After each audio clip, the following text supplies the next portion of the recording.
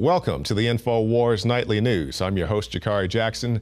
It is June 3rd, 2016, and here's a look at our top stories. Tonight, anti-Trump agitators strike again, this time throwing eggs at women and physically attacking Trump supporters.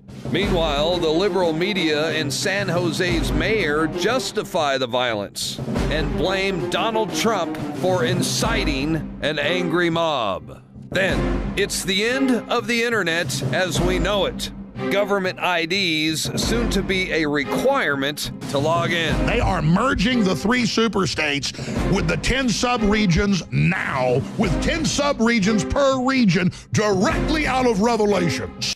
That was just a short look at crooked Hillary. And one thing I think is encouraging, we're going to talk about a lot of things that are going on around the country, but just in my personal journey, I'm meeting more and more people who want nothing to do with Hillary Clinton, and they're not voting the straight Democratic ticket. They say, we want Bernie or bust, and fine, take that. I'm not a Bernie Sanders supporter, but at least you're not falling for that straight party ticket, and I'll give you that.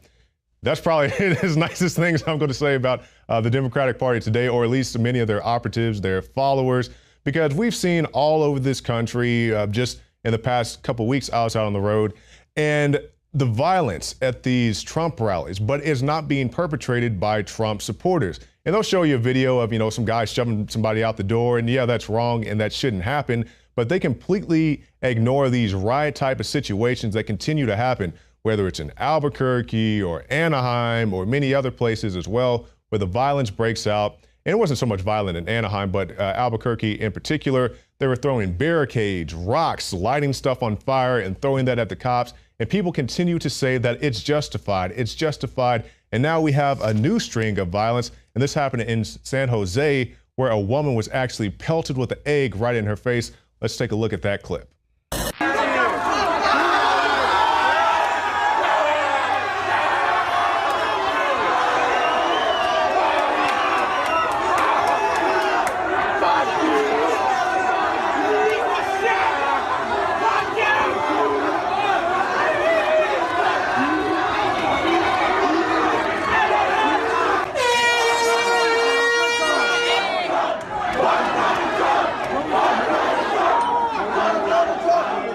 Yeah, that's completely ridiculous. But at least the mayor and the leftist media are condemning these actions, right? Well, actually, they're not.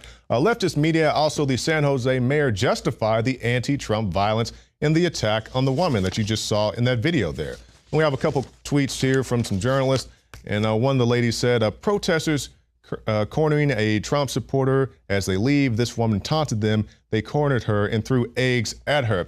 Now, let's play a scenario. Let's say you go to a football game, right? You go to a rival stadium, you have on rival colors, and maybe you taunt the other team a little bit. If they beat up your daughter or your wife or your neighbor or whoever, would you justify that type of violence? Absolutely not. You would say, fine, maybe she was, egging them on a little bit, but it doesn't give them a right to throw an egg in her face. At close range, they terrorized this young lady. The security was concerned. They didn't want to let her in the building because they didn't want everybody else to rush in. But this is how they continue to justify these attacks. And she also threw out another one. This tweeter here. She says protesters also cornered a couple who were not antagonizing them. They closed in on the couple, threw water at them, and spit in their faces. Also, is this appropriate type of behavior, even when you're not antagonized, to go and assault somebody? And people continue to say this is okay. They did it in Albuquerque after the whole shindig was over, people throwing rocks, all the things I said earlier. I talked to some of the people who were there, and I said, is it okay for this to happen? They said, well, we have to do this because it's Donald Trump. I said, that makes absolutely no sense. I don't like Mrs. Clinton, but I would not go to a Hillary Clinton event and throw a barricade at the cops. I would not go to a Bernie Sanders event and throw rocks at those demonstrators. That makes absolutely no sense. And this is what the San Jose mayor came to say. After he found out about all this stuff, he blamed the violence on Trump. And he said, at some point, Donald Trump needs to take responsibility for the irresponsible behavior of his campaign. And once again, regardless of what this man says, he's not out there throwing the rocks, the barricades, lighting fires, and doing all these other crazy shenanigans that these anti-Trump demonstrators are doing. And as I said earlier, disagreeing with Bernie Sanders does not give you the right to go light a trash can fire or assault a police horse or any number of other things to go beat up some Bernie Sanders supporting woman standing at the front door of the convention center. It does not give you the right to do that. And they continue to do this. That was just one example. There were so many videos from last night. We can't cover them all, but we will cover this. This is a man who was walking down the street minding his own business, a Trump supporter, and somebody came up from behind and hit him with a sack.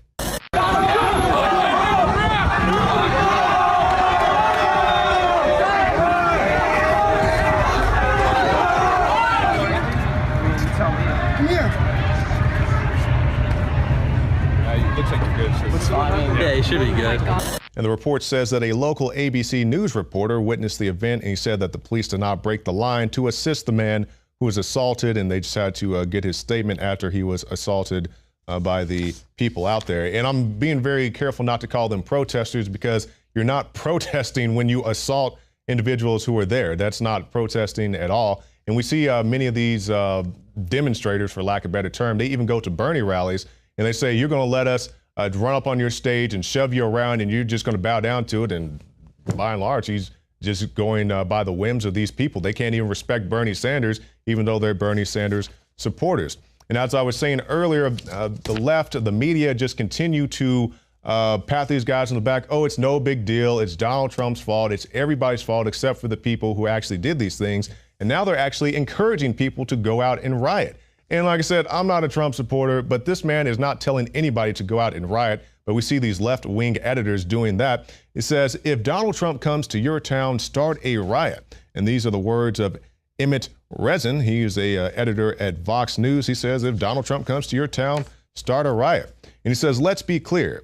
It's never a shame to storm the barricades set up around a fascist. Now, to Mr. Resin, I'm not sure how much street cred he has as far as being in riots and stuff. I've actually been in riots, and I was at the Trump event in Albuquerque when these people broke past two barricades, rushing the convention center. How they got into the convention center, that would have been barricade number 3. What exactly were you planning to do when you got inside these inside these events? You broke past 3 barricades. If the police used force, I would say it was justified.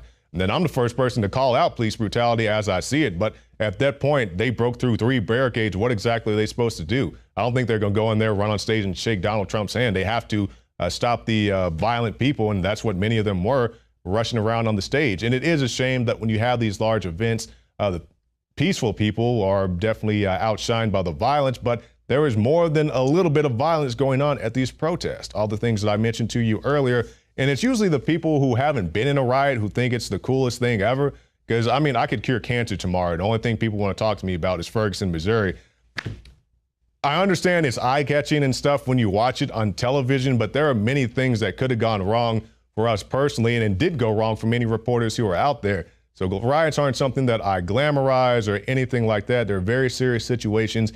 And after you leave those places, the people who live there have to live with the effects of that riot. You know, buildings are still burned down in Ferguson. You know, the situations that had happened out in Baltimore, the people are still living with those ill effects because you have all these people who come from neighboring cities, sometimes even other states. They go up there, they kick up stuff, they go home, they go into the next riot where they're getting paid by George Soros. So keep that in mind, Mr. Vox editor, when you think it's so cool to go out to a riot. Make sure you're on the front line when they start throwing rocks from behind you and they start tear gassing from in front of you. Make sure you're standing on the front line when that happens. And as we continue to talk about these supporters, if people want to blame Donald Trump for some guy wearing a Donald Trump hat and shoving somebody, if that's your argument, you need to blame Bernie Sanders for all these people, Bernie supporters who are going out and tearing up stuff. And now we see this Bernie's wrecking crew. And it says a group of rabble-rousing Bernie Sanders supporters from New York is headed to the Democratic National Convention next month, threatening to make trouble for Mrs. Clinton. Some 20,000 protesters are reportedly planning anti-Clinton protests outside the convention hall. Now, do everybody think it's cool and it's awesome and it's justified and you're self-righteous when you go beat up on Trump people and you throw stuff at cops who are guarding Trump? When they come and beat up Mrs. Clinton's people, I want to hear all you people saying the same thing. Well, they don't like Mrs. Clinton, so it's okay for them to go and beat people up. And of course, I don't believe that. I don't blame Bernie Sanders for these stupid people going out and lighting trash can fires, just like I don't blame Donald Trump for some guy shoving somebody in the corner of some convention center. But if you're going to have that standard, you need to apply it across the board flat out with no deviations as appears to your sensibilities of that week. People need to hold themselves responsible, and honestly, I'm surprised the police have been as reserved as they have been. Like, we went out into Albuquerque, they were beating up on the horses. I'm like, you guys are lucky that horse didn't trample you to death, regardless if you had a cop guarding him or not. And that's just some of the things that are going on around the country, and hopefully it will get better before it gets worse. Now, something that's getting worse here in the state of Texas is the flooding, and we also see another tragedy at Fort Hood. You guys know that Fort Hood has had some very unfortunate shootings, and now we see that multiple soldiers have died over the week during training exercises, and some are missing. A 2.5-ton truck flipped over during the floodwater. So if there is flooding in your town, be sure to avoid that the best you can. Also, south of the border, we see things going on in Mexico with drug cartels taking over Acapulco. And it's a very strategic area. It's right on the water, so people can get in and out of, kind of run long on time, so you can read that at your leisure. And finally, tonight, we have people coming over the border. And this is the issue when I talk about border security. I talk about this all the time. I have no issue with people who come here the legal, lawful way. But in this report, the Afghan national with ties to the Taliban actually crawled under the border fence. This is why you need border security. So stay tuned after this break. We have many more special reports coming up right here on the INFOWARS Nightly News. We're live broadcasting worldwide. And we have a special guest in studio. I mean, I knew who this guy was years ago, ran into him at some JFK events. But I tell you, in the last year, getting to know Roger Stone, it's been amazing. He's the consummate Trump insider. He's a best-selling author. He's worked in 9 administrations, or on 9 campaigns. I guess in like 4 administrations, correct me if I'm wrong. And, of course, famously good buddies with Richard Nixon. And I tell you, you look at Richard Nixon, where are the good old days? That guy's so-called corruption was like child's play. And I'm not defending it, obviously. You've written a book that's somewhat critical of him, but also positive. He was a real guy. What is the difference, Roger Stone, between a Richard Nixon and, say, a Hillary or Bill Clinton or an Obama? Because you've got a bunch of breaking news, a bunch of inside stuff. We've got a ton of anti-Trump rioters beating up women, hitting them over the head with Mexican flags, and the mayor defending it is wonderful. I mean, these people seem like the real brown shirt fascists to me. I want to cover that today with you and all the points you want to get to. But first off, let's quantify your 40-something years in politics and your business partner, you know, being one of the top folks right now, heading up the Trump campaign a year ago or so. You were the head of the Trump campaign. Now you're out there on your own to defend the Republic. But so much. Where are we as a culture, as a society, and how would you parallel it between a Richard Milhouse Nixon and a Hillary Rodham Clinton? What type of individuals are these? I mean, was Nixon a sociopath or a psychopath? We know Hillary is. Well, put it this way. Hillary and Bill Clinton make Richard Nixon look like St. Thomas Aquinas. I mean, the unconstitutional abuses of power by both the Clintons and the Obamas pale in comparison to anything Richard Nixon did. Let's take a simple example. One of the counts of impeachment against Richard Nixon was that he misused the IRS. Really? Kathleen Willey, Juanita Broderick, Paula Jones, they all got IRS audits. All the women sexually assaulted by Bill Clinton got IRS audits. But there was never an article of impeachment on the Clintons. The extra constitutional ravings and orders of Barack Obama pale in comparison in anything Richard Nixon did. It shows that there's a double standard between conservative Republicans and liberal Democrats. Republicans are held to a higher standard. And it seems to be getting worse. I know you flew in last night, but you've seen some of the news today. We covered it last hour. You have left-wing editors of newspapers. You have the mayor out there in the town where this just happened, where Breitbart and of course, our own reporters are there having events, and they're coming in and beating up women now on TV, waving Mexican flags in San Jose, and the media is saying this is a good thing. This is unprecedented. Yeah, I actually think, and Pat Buchanan wrote this last week very eloquently, all these demonstrations, all this violence is only going to redound to the benefit of Donald Trump. The lines are drawn in America between the producers and the takers.